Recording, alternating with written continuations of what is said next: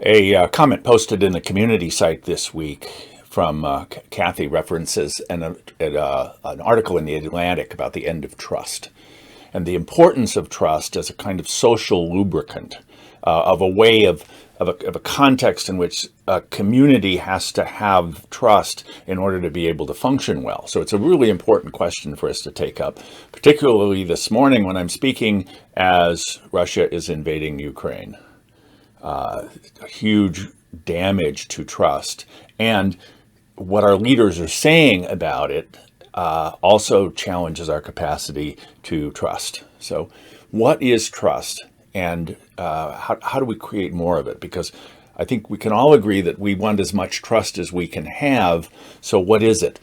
And I want to suggest to you that trust is an emergent quality. It's something that arises out of a relationship within a system in which certain qualities are also present. In particular, I would suggest to you, and some of you have heard me say this before, is that when we're known, when we're cared for, when we're respected, when all three of those are present, then what arises for us is trust. Do I know you? Do you know me?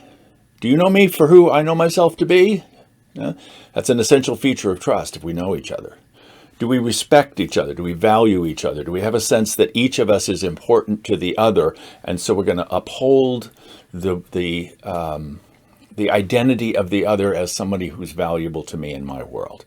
And are we each cared for? Am I making choices that are considerate of what's going on with you? Do I experience you as someone who is, when you make a choice, thinking about how that's going to impact me? Because if you're not thinking of me, if you don't value me, if I don't know what's going on with you, then we're not going to be able to trust each other. So I want to suggest to you that those three qualities in and of themselves, as an emergent property, according to the law of three, bringing forth a relationship in which we know each other, we value, we respect each other, and we act in consideration of each other's interests, that's something that creates for us this quality of trust. But it's even more complicated than that, because one of the things that we've talked about before is that a relationship is itself composed of different elements. One of them is, who am I in the relationship? Can I trust myself? Can I trust my own eyes to see, what am I seeing here? What's going on?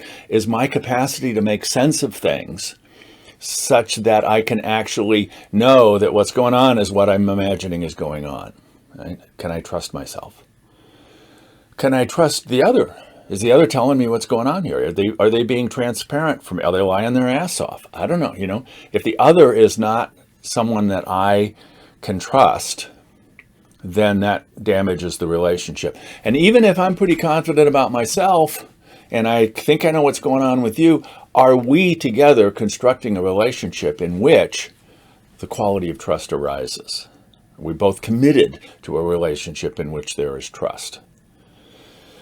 On the international stage, we're certainly not seeing trust. We're seeing lies, we're seeing deception, we're seeing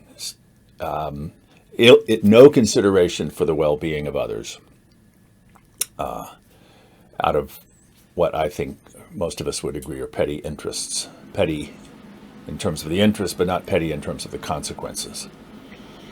So let us consider trust. Let's consider trust in all levels of our society, and let us work together to create more and more of that quality that we need.